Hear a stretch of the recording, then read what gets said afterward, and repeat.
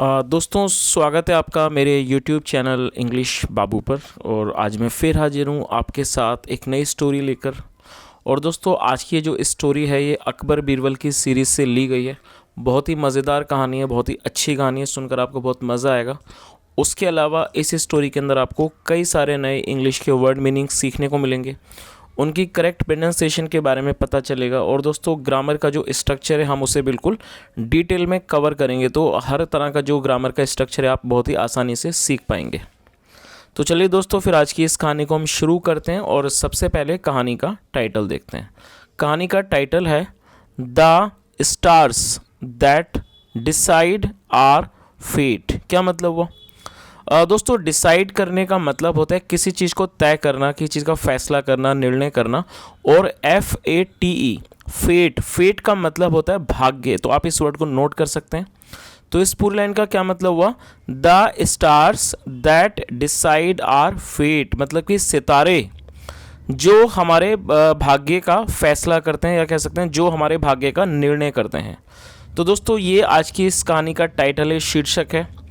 और अब मैं इसे पढ़ना शुरू करता हूँ। जैसा मैंने आपको बताया, बहुत ही अच्छी और मज़ेदार कहानी है। तो मेरी आपसे रिक्वेस्ट है दोस्तों, वीडियो को बिल्कुल ध्यान से सुनें ताकि आप इसे बिल्कुल अच्छे से समझ सकें। और यदि आपको कोई नया वर्ड मिले तो आप उसे नोट भी ज़रूर करें। तो चलिए इसको शुरू करते हैं। Akbar was a multi talented person. क्या मतलब हुआ? दोस्तों, ये जो हमारा वाक्य है ये सिंपल पास्ट का वाक्य है। सिंपल पास्ट का मतलब होता है जब हम पास्ट में कोई भी ऐसा वाक्य बनाएं जहां पर वॉज या वर्क का प्रयोग करें हेल्पिंग वर्ब के रूप में, और साथ में कोई भी नाउन या एडजेक्टिव को लेकर वाक्य बनाएं, और वहां पर हम किसी भी तरह की क्रिया का मतलब वर्ब का प्रयोग ना करें। तो इस तरह का जो वाक्य होता है वो सिंपल पास्ट का वाक्य कहलाता है। और सिंपल पास्ट में दो हेल्पिंग वर्ब होती हैं, वॉज या वर। यदि हमारा सब्जेक्ट सिंगुलर नाउन होता है तो वहां पर वॉज का प्रयोग किया गया है। तो जो हमारे यहाँ सब्जेक्ट है अकबर, इसके साथ वॉज का प्रयोग किया गया है क्योंकि हमारा सब्जेक्ट सिंगुलर नाउन है। तो इस लाइन का क्या मतलब हुआ? Akbar was a multi talented person. दोस्तों, मल्टी टैलेंटेड एक एडजेक्टिव है, और मल्टी टैलेंटेड का मतलब होता है बहु प्रतिभावान व्यक्ति। ऐसा व्यक्ति, ऐसा इंसान जिसके अंदर कई तरह की प्रतिभाएं हों, इस तरह के व्यक्ति को मल्टी टैलेंटेड पर्सन कहा जाता है। तो इस पूरी लाइन का क्या मतलब हुआ? Akbar was a multi talented person. Akbar एक बहु प्रतिभावान व्यक्ति थे। ही टुक इंटरेस्ट इन वेरियस सब्जेक्ट्स। क्या मतलब हुआ? दोस्तों, ये हमारा पास्ट इंडेफिनेट का अफर्मेटिव वाक्य है। और दोस्तों, जब हम पास्ट इंडेफिनेट में कोई भी अफर्मेटिव का वाक्य बनाते हैं तो वहाँ पर वर्ब की सेकंड फॉर्म का प्रयोग ही किया जाता है। और ये टेक की सेकंड फॉर्म है। टेक मतलब लेना और टुक मतलब लिया या लेते थे।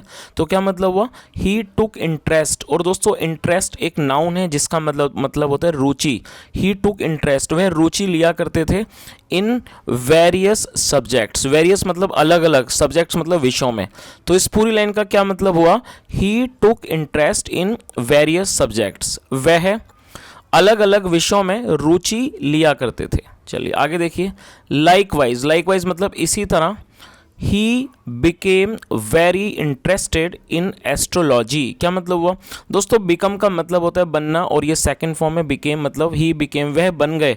वेरी इंटरेस्टेड बहुत ज़्यादा इच्छुक। इंटरेस्टेड मतलब जब कोई व्यक्ति किसी चीज़ में बहुत ज़्यादा इच्छा रखता हो किसी चीज़ की, तो उसे इसका मतलब होता है इच्छुक, और जिसे इंग्लिश में इंटरेस्टेड कहते हैं, और ये एक एडजेक्टिव है। तो क्या मतलब हुआ? ही बिकेम वेरी इंटरेस्टेड, वह बहुत ज़्यादा इच्छुक हो गए इन एस्ट्रोलॉजी। इन एस्ट्रोलॉजी मतलब कि ज्योतिषी में। एस्ट्रोलॉजी का मतलब होता है ज्योतिषी या फिर ज्योतिष शास्त्र। चलिए आगे देखिए। For a few days astrologers used to come and talk to him for hours. क्या मतलब हुआ? दोस्तों, इस वाक्य के अंदर यूज टू का प्रयोग किया गया। और जब हम ऐसा कोई भी वाक्य बनाना चाहते हैं जहां पर हम ये शो करना चाहते हैं कि पास्ट में कोई भी काम रेगुलर बेसिस पर हुआ करता था, और जब हम किसी भी वाक्य के अंदर सब्जेक्ट की कंसिस्टेंसी को दिखाना चाहते हैं कि पास्ट में कोई भी व्यक्ति किसी कार्य को, काम को निरंतर किया करता था, तो उस कंसिस्टेंसी को दिखाने के लिए यूज टू का प्रयोग किया जाता है। और आपको ये बात हमेशा ही याद रखनी है कि यूज टू के बाद हमेशा ही वर्ब की फर्स्ट फॉर्म का प्रयोग किया जाता है, और कम मतलब आना। तो इस लाइन का क्या मतलब हुआ? फॉर अ फ्यू डेज मतलब कुछ दिन तक, एस्ट्रोलॉजर्स मतलब ज्योतिषी, यूज टू कम आया करते थे, एंड टॉक टू हिम और उनसे बात किया करते थे, 4 आवर्स घंटों तक। तो इस पूरी लाइन का क्या मतलब हुआ कि कई दिनों तक ज्योतिषी आया करते थे और उनसे बात किया करते थे कई घंटों तक। वन आफ्टरनून मतलब एक दोपहर के बाद, अकबर आस्क्ड बीरबल, अकबर ने बीरबल से पूछा। Birbal, I came to no. दोस्तों ये कम टू नो की सेकंड फॉर्म है, आप इसे नोट कर सकते हैं, बहुत ही अच्छा वर्ड है ये। कम टू नो का मतलब होता है पता चलना, और ये सेकंड फॉर्म है केम टू नो। तो क्या मतलब हुआ, Birbal I came to know, Birbal मुझे पता चला, दैट की the moment human beings are born. क्या मतलब, ह्यूमन बींग्स मतलब प्राणी, जीव प्राणी, ह्यूमन बींग्स मतलब इंसान। तो क्या मतलब उन्होंने क्या कहा, Birbal I came to know, Birbal मुझे पता चला, दैट की the moment human beings are born, कि जब ह्यूमन बींग्स है मतलब जो लोग हैं, इंसान है, जब उनका जन्म होता है, are born, each of them, उनमें से प्रत्येक, are under the influence of some star और ग्रुप ऑफ स्टार्स। दोस्तों इन्फ्लुएंस का मतलब, इन्फ्लुएंस एक नाउन है जिसका मतलब होता है प्रभाव। तो उन्होंने क्या कहा कि मुझे पता चला है कि मतलब जिस समय लोगों मतलब ह्यूमंस बींग्स आर बॉर्न, मतलब जब इंसानों का जन्म होता है, ईच ऑफ देम, उनमें से हर कोई, are under the influence of some star, वो उनमें से हर कोई किसी ना किसी स्टार के मतलब के सितारे के इन्फ्लुएंस में, प्रभाव में होता है, या फिर और एक ग्रुप ऑफ स्टार्स, या फिर एक सितारों का जो समूह होता है उसके प्रभाव में वो होता है। इफ, यदि, दिस इज ट्रू, यदि ये सच है, देन फिर, why two persons born under the influence of the same star never have similar fates। क्या मतलब हुआ, क्या कहा उन्होंने, वाह, इफ दिस इज ट्रू, यदि ये सच है, देन फिर वाई डू टू persons, फिर दो लोग, born जिनका जन्म हुआ था, under the influence of the same star मतलब उसी सितारे के प्रभाव में, नेवर हैव सिमिलर फेट्स, फिर उन दोनों की एक जैसी, सिमिलर मतलब एक जैसा भाग्य क्यों नहीं होता है। तो दोस्तों आप इस लाइन का मतलब अच्छे से ही समझ गए होंगे कि जो अकबर थे उन्होंने बीरबल से पूछा कि भाई जैसा मुझे पता चला है कि जब भी मतलब कि किसी का जन्म होता है इंसान का, तो वो किसी ना किसी सितारे के प्रभाव में होते हैं, या फिर किसी ग्रुप मतलब जो सितारों का जो समूह है उसके प्रभाव में होते हैं। और यदि ये सच है तो ऐसा क्यों होता है कि जब दो लोग एक ही सितारे के प्रभाव में होते हैं, वो एक ही सितारे के प्रभाव में जन्म लेते हैं, उसके बाद भी नेवर हैव सिमिलर फेट्स, उसके बाद भी उनका जो जीवन है मतलब जो भाग्य है वो एक जैसा नहीं होता है। चलिए आगे देखिए, आगे में पता लगेगा इस बात का क्या जवाब था। If one is very rich, यदि एक बहुत अमीर है, the other is very poor, तो दूसरा है वो बहुत ज़्यादा गरीब है या गरीब होता है। आई थिंक, मुझे लगता है, astrology can never explain this matter, मुझे लगता है, आई थिंक कि एस्ट्रोलॉजी जो ज्योतिषी शास्त्र है, कैन नेवर एक्सप्लेन, वो इस चीज़ को कभी एक्सप्लेन नहीं कर सकता, मतलब इस चीज़ को कभी नहीं समझा सकता, दिस मैटर, इस मामले को। चलिए आगे देखिए, what do you think Birbal, Birbal आप क्या सोचते हो। और दोस्तों यहाँ पर ये जो हमारा वाक्य है ये प्रेजेंट इंडेफिनिट का इंटरोगेटिव वाक्य है, और आपको ये चीज़ याद रखनी है, जब हम प्रेजेंट इंडेफिनिट में इंटरोगेटिव का वाक्य बनाते हैं तो वहाँ पर डू का प्रयोग किया जाता है हेल्पिंग वर्ब के रूप में। और दोस्तों यहाँ पर ये जो वॉट है ये एक इंटरोगेटिव वर्ड है जिसका मतलब होता है क्या। तो इस लाइन का, पूरी लाइन का क्या मतलब हो, और ये क्वेश्चन है, what do you think Birbal, Birbal आप क्या सोचते हो। Birbal did not reply immediately, immediately का मतलब होता है तुरंत। तो इस लाइन का क्या मतलब हुआ, Birbal did not reply immediately, मतलब बीरबल ने तुरंत जवाब नहीं दिया। और दोस्तों ये हमारा पास्ट इंडेफिनिट का वाक्य है। जब हम पास्ट इंडेफिनिट में नेगेटिव का वाक्य बनाते हैं तो डिड नॉट का हमें प्रयोग करना होता है, और उसके बाद हमेशा ही वर्ब की फर्स्ट फॉर्म आती है। तो ये जो रिप्लाई है ये वर्ब की फर्स्ट फॉर्म है जिसका मतलब होता है जवाब देना। तो क्या मतलब हुआ कि बीरबल ने तुरंत इस बात का जवाब नहीं दिया। ही कलेक्टेड आ फ्यू लीव्स, कलेक्ट करने का मतलब होता है इकट्ठा करना, और ये भी हमारा पास्ट इंडेफिनिट का ही अफर्मेटिव वाक्य है जहाँ पर सेकंड फॉर्म का प्रयोग किया जाता है। और दोस्तों आपको ये चीज़ भी हमेशा याद रखनी है कि जब आप पास्ट इंडेफिनिट में कोई भी अफर्मेटिव का वाक्य बनाते हैं तो वहाँ सिर्फ सेकंड फॉर्म का ही प्रयोग किया जाता है और किसी भी प्रकार की हेल्पिंग वर्ब का प्रयोग नहीं किया जाता है। तो क्या मतलब हुआ, ही कलेक्टेड अ फ्यू लीव्स, उन्होंने कुछ पत्तों को, जो लीव्स मतलब पत्ते, उन्होंने कुछ पत्तों को इकट्ठा किया। ऑफ द सेम साइज मतलब एक ही साइज़ के पत्तों को इकट्ठा किया, एंड कलर और रंग के। तो इस पूरी लाइन का क्या मतलब हुआ, ही collected a few leaves of the same size and colour, मतलब उन्होंने एक ही साइज़ और एक ही रंग के कुछ पत्तों को इकट्ठा किया। And asked the servant to bring a needle and a string, दोस्तों आस्क का मतलब पूछना होता है, अक्सर आपने इस वर्ड को पहले भी सुना होगा, लेकिन आस्क का मतलब सिर्फ पूछना ही नहीं होता है। आस्क का मतलब किसी व्यक्ति को कोई काम करने को कहना भी होता है। तो आप इस इन्फॉर्मेशन को भी नोट कर लीजिए अपने पास कि आस्क का मतलब सिर्फ पूछना नहीं होता। आस्क का मतलब किसी को कुछ काम करने को किसी व्यक्ति को कोई काम करने के लिए कहने को भी आस्क कहा जाता है। तो इस लाइन का क्या मतलब हुआ? एंड आस्क्ड द सर्वेंट, और उन्होंने नौकर को कहा, टू ब्रिंग, लाने के लिए, अ नीडल, एक सुई, एंड अ स्ट्रिंग, और एक धागा। चलिए आगे देखिए।